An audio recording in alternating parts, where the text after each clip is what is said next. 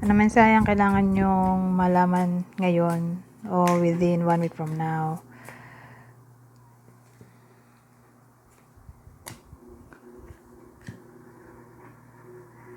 Ano to? Unang senaryo, mag-end na ang lesson na kailangang malaman. Karmic lesson?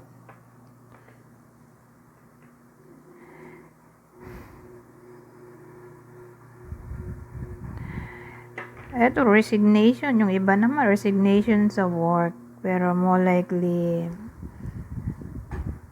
ano to? Education field. Kung di resignation to, termination. Or rejection. Kung nag-apply. O mataas yung position na ina-applyan. Kasi ano to eh. Pwede ring intelligence. Kasi book. Knowledge. So, kung dito mangyari sa inyo ay pwedeng sa someone na kakilala ninyo. O kung di man ganon ay baka ma-aksidente to, OMG, o maoperahan. Yun nasa field na ganon na sinabi ko. Education o may mataas na posisyon.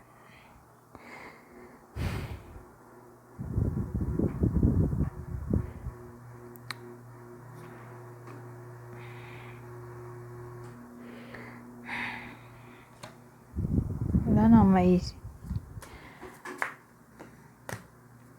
Ngayon, may babae tayo. Babae nga oh. Either babaeng viewer yung tatama nito na may trabaho o ka-workmate nilang babae. Regardless kung anong gender ng viewer.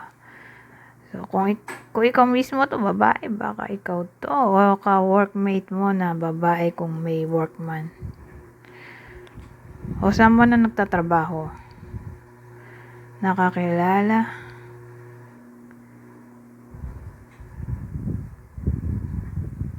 O hindi man ka-workmate, ano siya eh, entrepreneur,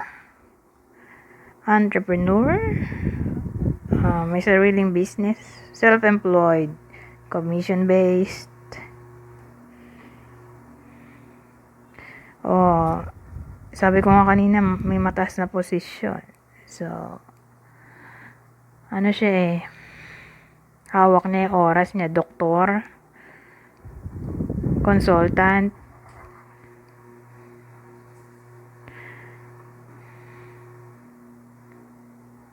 analyst, specialist, o kung di man ganun. Kasi commission based nga, di ba? Baka contractual.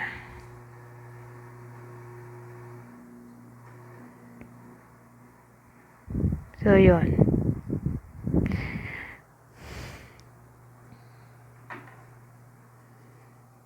O, may sariling business, self-employed, businesswoman, okay?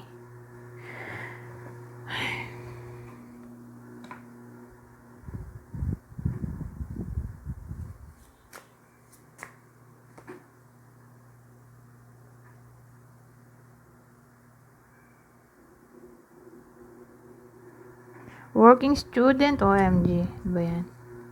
Pwede rin. Ito.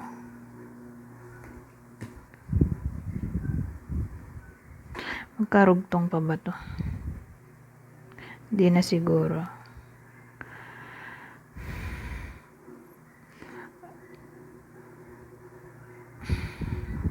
Bakit puro work to? Well, kung dito work, ay marriage. Parang kakalbaryuhin. So again, kung work to, magkakasakit yun. Maaksidente, magkakasakit. Magre-resign, mata-terminate, ma-reject. kung may in-apply. Parang ano to, ups and downs. Yung takbo ng relasyon o career.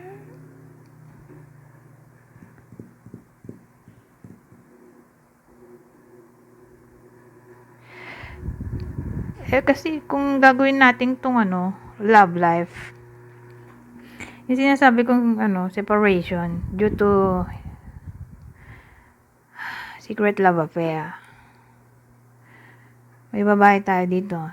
Babae. Secret na babae. So, babae lang yung tatamaan nito.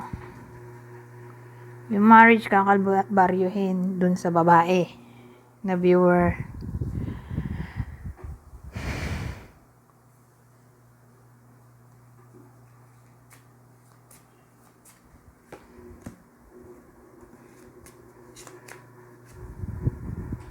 Oh, ba to? Oo nga, babae yung tatamaan nito. Dun sa may secret love affair. Either nangyari na to, mangyayari pala. Mukhang tuloy-tuloy pa rin ang cheating. Doon pa rin yung other woman. O obsession dun sa other woman. So, sabihin natin iwalay na kayo. Dahil nga dito sa other woman, mukhang sila pa rin.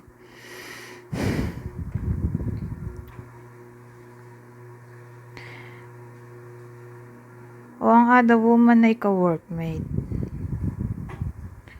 So, kunin nyo lang yung info na sa tingin nyo ay para sa inyo. So, kung tingin nyo tumatama sa inyo, edi keep on watching. Pero again, babae lang tatamaan ito. View. So, kung hindi tumama sa inyo to, edi doon sa someone na kakilala nyo.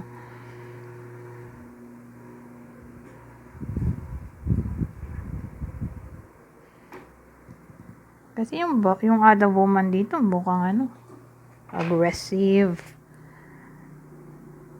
flirtatious, temptatious, seductive. Wala kang panama dito. Kung ikaw yung babae. So, isa na lang. Last na to. Lalo na kung long distance relationship. So, kung nangyayari na to, sabihin natin within 1 week, walang pagbabago. Lalo na kung long distance. Regardless kung long distance o hindi.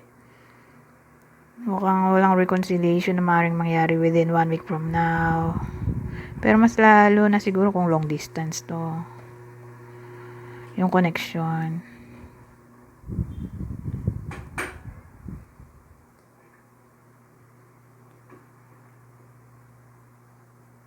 Pero yung sinabi kong maoperahan, kasi may serious problem daw kasi, health problem. Kaya maoperahan. O seryoso yung accident, kaya sa seryoso yung tama. O hiwa, o sugat, kaya ayan. O operahan. Tatahiin.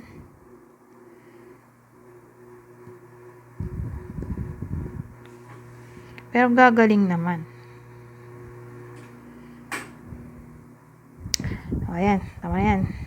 Anyways, hanggang dito na lang. Goodbye po now.